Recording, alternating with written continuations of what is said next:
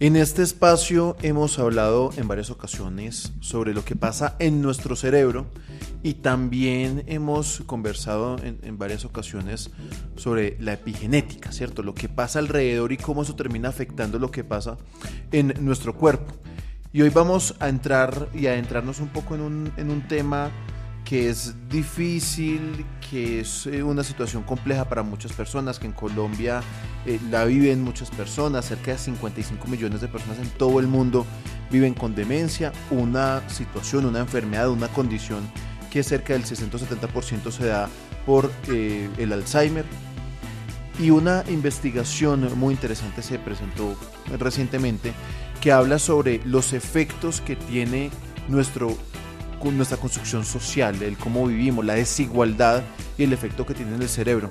De eso vamos a hablar con la doctora en psicología con énfasis en neurociencia de la Universidad Católica Argentina, Sandra Báez. Ella es psicóloga, magíster también en neuropsicología. Doctora Báez, bienvenida al Vespertino, buenas tardes y gracias por estar con nosotros.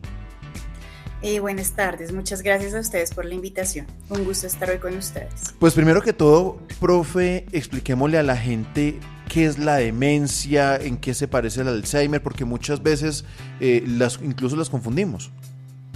Claro que sí. Bueno, pues primero que todo, aclaremos que la enfermedad de Alzheimer es un tipo de demencia. Como bien decías tú, Carlos, la enfermedad de Alzheimer es el tipo de demencia más prevalente, es el tipo de demencia que encontramos con mayor frecuencia. Y la demencia se define como un cuadro en el que los pacientes tienen alteraciones en una o más funciones cognitivas. Las funciones cognitivas son la atención, la memoria, el lenguaje, la capacidad para resolver problemas, lo que llamamos las praxias, que son los movimientos voluntarios planeados.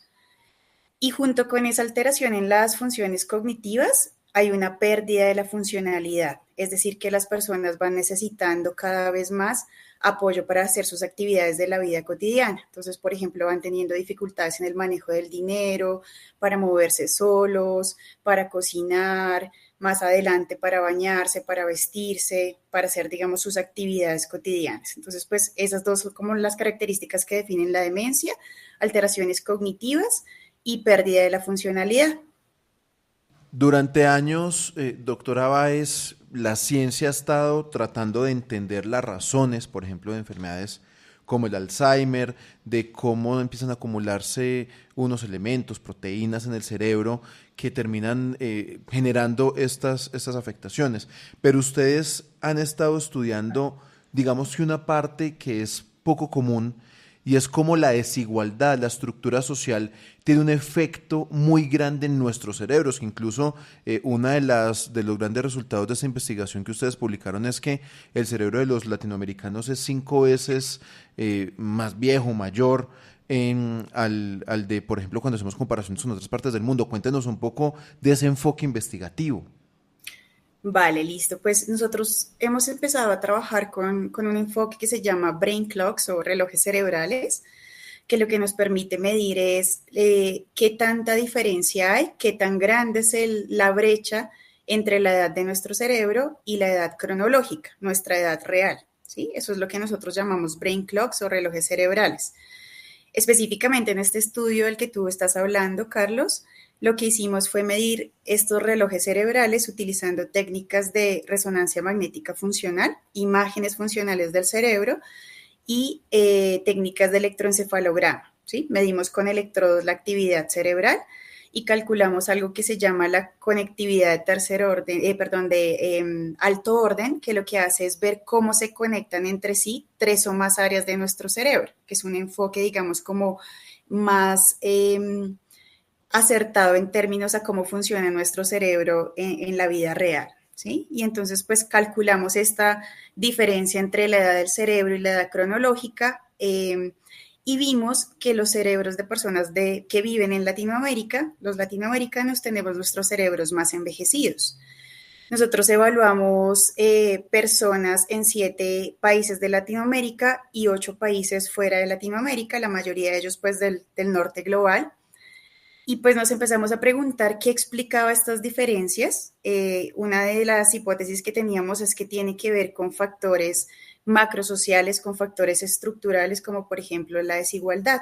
Entonces nosotros hicimos análisis para ver si la desigualdad estructural, es decir, la desigualdad en la distribución de ingresos de los países y otros factores como por ejemplo el acceso a los sistemas de salud o la calidad de los sistemas de salud, la polución, y también la inequidad de género contribuían al envejecimiento cerebral y precisamente esto fue lo que encontramos, que estos factores macrosociales sí influyen en la aceleración del envejecimiento del cerebro y pues en particular, digamos, en los países latinoamericanos nosotros tenemos mayor desigualdad, mayor polución, tenemos sistemas de salud más inestables, mayores dificultades en el acceso a salud y también tenemos, digamos, en muchos de nuestros países aún unas brechas de género muy grandes.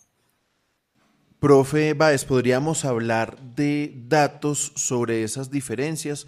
Usted ahorita decía que se está investigando nuestra salud mental, cómo está nuestro cerebro comparado con cómo está nuestra edad cronológica, pero en ese sentido, en eso que ustedes encontraron, ¿qué tan mal estamos? ¿Cuáles son los datos que podríamos hablar sobre esa posibilidad que tenemos de contraer situaciones o enfermedades como la demencia, el Alzheimer, en comparación a otras partes, según eso que ustedes encontraron?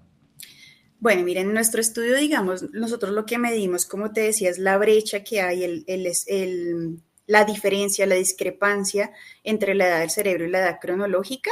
Y como tú decías hace un momento, encontramos que somos aproximadamente 5 años más viejos, nuestro cerebro es 5 años más viejo que los de cerebros de países fuera de Latinoamérica del norte global. ¿Sí? Nosotros no miramos específicamente si este envejecimiento cerebral se asocia con la probabilidad o con mayor probabilidad de desarrollar enfermedad de Alzheimer o alguna otra demencia. Seguramente es así, el envejecimiento cerebral acelerado puede ser un factor de riesgo para demencia, pero pues nosotros no lo vimos en nuestro estudio. Esto pues por supuesto requiere un tipo de estudio mucho Claro. más Pero uno piensa específico. ahí, profe, que generalmente el Alzheimer le llega a personas que tienen 60 años o más, o por lo menos hay una leve, incrementa levemente esa posibilidad de tener la enfermedad. Digamos que sin hacer la investigación, se imagina que eso sí tiene un efecto directo, ¿no? Sí, por supuesto, pero a ver, tú estás hablando de la edad cronológica, ¿verdad? Sí, sí, sí. La edad cronológica, la edad real de una persona es el factor de riesgo más grande para desarrollar enfermedad de Alzheimer, ¿sí? Eso pues digamos es algo que se ha estudiado hace mucho tiempo, algo que se sabe con mucha claridad. Entre más viejos somos cronológicamente, más riesgo tenemos de desarrollar enfermedad de Alzheimer, ¿sí? Seguramente también la de nuestro cerebro es un predictor de enfermedad de Alzheimer, pero es algo que no se ha estudiado específicamente hasta el momento, no siguiendo este tipo de estudios bien robustos metodológicamente. ¿Mm? Cuéntenos eso, la metodología. ¿Cómo fue que ustedes hicieron ese estudio en 7 países? Ya usted nos decía un poco el ejercicio, pero ¿cuántas muestras tuvieron? ¿Con cuántas personas trabajaron? La muestra de este estudio fue de un poco más de 5.000 participantes de 7 países de Latinoamérica, entre los que estaban México, Cuba, Colombia, Perú, Brasil, Chile y Argentina, y 8 países fuera de Latinoamérica, entre los que estaban China, Japón, Estados Unidos, Italia, Grecia, Turquía, Reino Unido e Irlanda. ¿Sí? Lo que hicimos, como te decía hace un momento, fue analizar los datos de resonancia magnética funcional, de cómo, digamos, nuestro cerebro se conecta entre sí. Esta es, digamos, la medida de resonancia que tomamos, medidas de conectividad, y también analizamos registros de electroencefalograma. Lo que hicimos después de calcular estas medidas de conectividad fue calcular, digamos, una edad cerebral y después ver qué tanto distaba esa edad del cerebro con la edad de las personas. Y hicimos comparaciones entre las brechas en edad cerebral y edad cronológica en países latinoamericanos versus países no latinoamericanos. Algo que también es importante metodológicamente de este estudio es que teníamos muestras de participantes sanos, sin ningún tipo de demencia ni otra enfermedad neurológica o psiquiátrica, pero también teníamos muestras clínicas de personas con enfermedad de Alzheimer, personas con demencia frontotemporal, que es otro tipo de demencia que también es muy prevalente, es la segunda más prevalente después de la enfermedad de Alzheimer, y teníamos una muestra de personas, perdón, de personas con deterioro cognitivo leve, que es un cuadro que se cree que está, disculpe, que está entre el envejecimiento normal y el patológico. Algunos creen, digamos, que es un estado prodromal, un pródromo de la demencia, ¿sí? Entonces, esas fueron las muestras que incluimos en nuestro estudio. Lo que hicimos fue ver cómo estos factores macrosociales de los que hablábamos, asociados con la desigualdad, con la calidad de los sistemas de salud, con la polución, y con la desigualdad de género, contribuían al envejecimiento acelerado en cada uno de estos grupos. Quería preguntarle por las particularidades que encontraron en este estudio y hablemos de las que encontraron en Colombia. ¿Hay alguna particularidad que encontraron que les preocupe más? Nosotros no hicimos análisis por país, únicamente analizamos Latinoamérica versus no Latinoamérica, pero pues te cuento ya como de los hallazgos más específicos. Nosotros encontramos que la desigualdad estructural medida con el índice de Gini, es decir, la desigualdad en la distribución de ingresos de un país, es el factor que más fuertemente predice el envejecimiento cerebral acelerado. Esto pues es preocupante para Latinoamérica porque pues nuestros países latinoamericanos son heterogéneos, pero Latinoamérica como región se caracteriza por ser una región desigual. Entonces, pues esto es algo que nos preocupa. Es interesante que hasta el momento no se le habían prestado atención a estos factores macrosociales. Siempre habíamos estado muy enfocados en lo individual, en qué podemos hacer como individuos para mejorar nuestra salud cerebral. Se ha hecho mucho énfasis en la importancia de la educación, del estilo de vida, en general de los hábitos saludables para cuidar nuestro cerebro, pero pues este estudio nos muestra que hay factores que se escapan de lo individual, que son factores macrosociales a los que nuestros gobiernos deberían empezar a prestarle atención. Básicamente lo que muestran estos resultados es que si aseguramos mayor igualdad en la distribución de los ingresos, podríamos mejorar la salud cerebral de las personas. Lo mismo en cuanto a los sistemas de salud. Ese fue otro predictor fuerte del envejecimiento acelerado del cerebro. Aquellos sistemas de salud más estables que aseguran acceso a mayor cantidad de gente, son sistemas de salud que sirven, digamos, para proteger la salud del cerebro de las personas. Otro hallazgo particular que encontramos es que los cerebros de las mujeres en Latinoamérica, ¿sí? En particular el de las mujeres, está aún más, el envejecimiento del cerebro es aún más acelerado que en los hombres, ¿sí? Esto pues es preocupante porque pues más allá de que en diferentes países de Latinoamérica se ha trabajado para cerrar estas brechas de género, la desigualdad de género sigue siendo uno de esos factores predictores del envejecimiento cerebral acelerado. Esto seguramente tiene que ver un poco con temas como el acceso a la educación que hemos tenido las mujeres históricamente. Hemos tenido acceso a menores niveles educativos, los cargos que ocupamos las mujeres, las labores de cuidado que desempeñamos las mujeres que pueden, digamos, sobrecargarnos, afectar nuestra salud mental y por ende pues nuestra salud cerebral.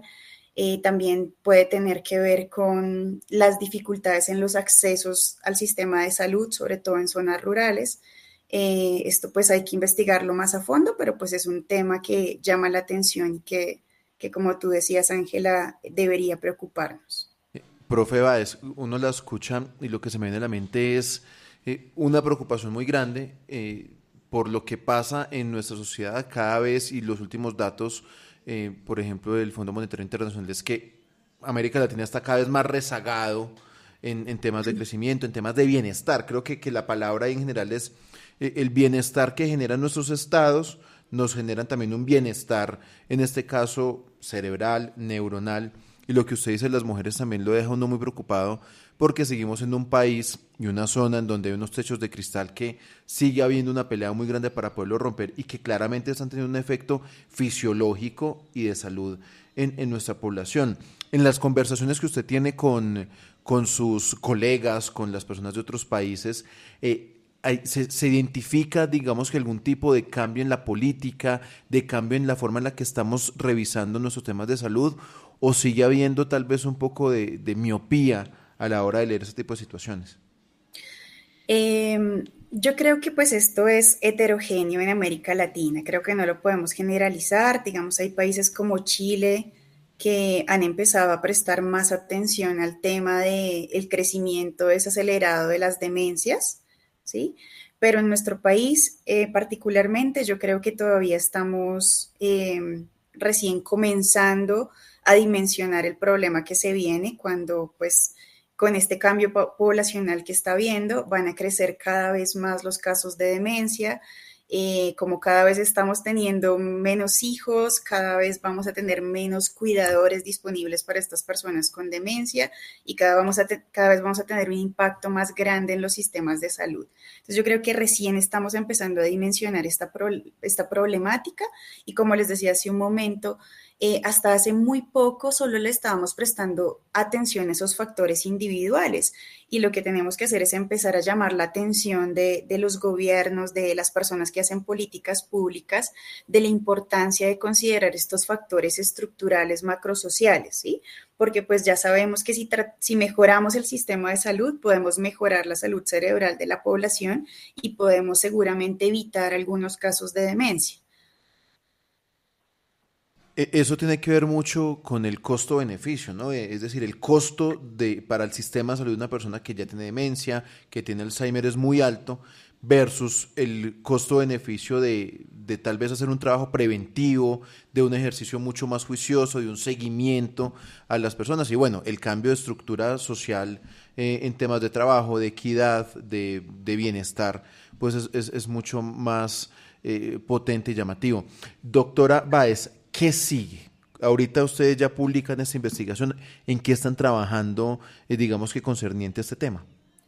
Yo estoy trabajando en dos focos. Uno de ellos es lo que queremos hacer es buscar medidas más sencillas, pues como les decía, estos relojes cerebrales los calculamos con medidas de resonancia magnética funcional y electrocefalograma, que no son medidas tan fáciles de obtener. Las personas tienen que ir a un laboratorio o tienen que ir a un hospital para hacerse este registro de resonancia o de EEG. Lo que queremos es calcular medidas de envejecimiento cerebral o, digamos, medidas indirectas de envejecimiento cerebral a partir de mediciones mucho más sencillas y escalables. Es decir, queremos utilizar medidas de factores de riesgo y de protección que se le pueden preguntar a las personas a través de cuestionarios, por ejemplo, si fuma, si no fuma, cómo se alimenta, si duerme bien, si tiene enfermedades metabólicas, si tiene riesgo cardiovascular y también factores de protección, qué nivel educativo tiene, qué tan funcional es, cómo funciona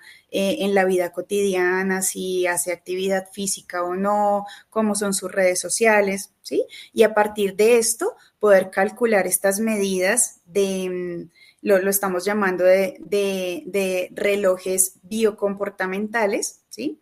Que nos permitan ver qué tan acelerado viene este envejecimiento. No es una medida tan específica de envejecimiento cerebral, pero sí creemos que es una forma de medir si hay o no envejecimiento acelerado, perdón. Y después queremos ver, digamos, si a través de estas medidas sencillas podemos predecir el riesgo de demencia que tiene una persona. Creo que esto pues sería muy útil Sí, para claramente. hacer intervenciones individuales e intervenciones a nivel poblacional y podernos enfocar en esos grupos más vulnerables y en los factores de riesgo que más contribuyan a ese envejecimiento acelerado. Que eso me Este, parece digamos, muy es uno de interesante, los profe, focos. porque es como esa mirada ecológica del ser humano, ¿cierto? No como individuo, sino lo que pasa con su trabajo, con su red social, con su tema genético, con su herencia, con su epigenética. Esa mirada es muy interesante. Ese es su primer foco, ¿no? Exacto. Ujú. Hablemos del segundo. La otra línea fuerte en la que estoy trabajando es sobre entender las barreras, dificultades, necesidades que afrontan las personas que cuidan a sus familiares con demencia y diseñar intervenciones que sean factibles de implementar, sobre todo en poblaciones vulnerables de niveles socioeconómicos bajos, para mejorar la calidad de vida y el bienestar de los cuidadores. Esa es, digamos, la segunda línea fuerte en la que estoy trabajando actualmente. Profe, ya para finalizar, y una pregunta que se me viene aquí, como mirando esos elementos que puede tener uno que son más preocupantes a la hora de sufrir demencia o Alzheimer, por ejemplo, sufrir de una enfermedad cardiovascular, sufrir de diabetes. ¿Por qué? ¿Qué es lo que ocurre ahí, digamos que fisiológicamente, que termina también afectando el cerebro? Sí, a ver, esto que yo te estaba mencionando, digamos, son riesgos en general para la salud del cerebro, pero pues también en particular, como tú dices, para desarrollar enfermedad de Alzheimer. Eh, Mira, lo que sabemos actualmente de por qué se desencadena la enfermedad de Alzheimer es aún muy vago, más allá, digamos, de que muchos grupos en el mundo nos hemos enfocado en entender por qué ocurre esta enfermedad. Es una enfermedad pues multifactorial, que no siempre se explica por componentes genéticos y que tiene que ver, digamos, en general con la salud global. Entonces, digamos, el riesgo cardiovascular, el hecho de tener, por ejemplo, hipertensión o dislipidemia, aumenta el riesgo de enfermedad de Alzheimer. También hay muchos estudios que muestran, por ejemplo, que los problemas del sueño, el no dormir bien incrementa la probabilidad de sufrir enfermedad de Alzheimer. Problemas intestinales seguramente también incrementan la probabilidad de generar enfermedad de Alzheimer. Esos mecanismos biológicos tan específicos no los conocemos con tanto detalle. Sabemos de los factores de riesgo, pero aún estamos tratando de entender cómo comienza esto. Esa es, digamos, una de las grandes dificultades que hemos tenido para poder encontrar tratamientos farmacológicos, medicinas que sean efectivas para el tratamiento de la enfermedad de Alzheimer, porque como no conocemos esa raíz, o sea, se sabe, digamos, de muchos correlatos patofisiológicos y factores que contribuyen a que esta enfermedad aparezca, pero como no hemos podido identificar esa causa específica, no hemos podido tampoco crear fármacos que eviten la progresión de la enfermedad o que eviten que ocurra. Muy interesante esta investigación, esta mirada también diferente a cómo cubrir y cómo empezar a analizar una enfermedad como la demencia o un tipo de enfermedad como es el Alzheimer. Pues doctora Báez, muchas gracias por estar con nosotros. Ella es Sandra Báez, profesora de la Universidad de los Andes. Gracias por estar aquí en el Vespertino y contarnos un poco de esta investigación y de esta ciencia que tenemos que empezar a hacer en América Latina, porque mucha de esta ciencia se ha hecho en Europa y no conocemos realmente lo que pasa con nosotros, que como usted lo está diciendo hoy, es distinto a lo que pasa en otras latitudes. Gracias, profe. Muchas gracias a ustedes, un gusto.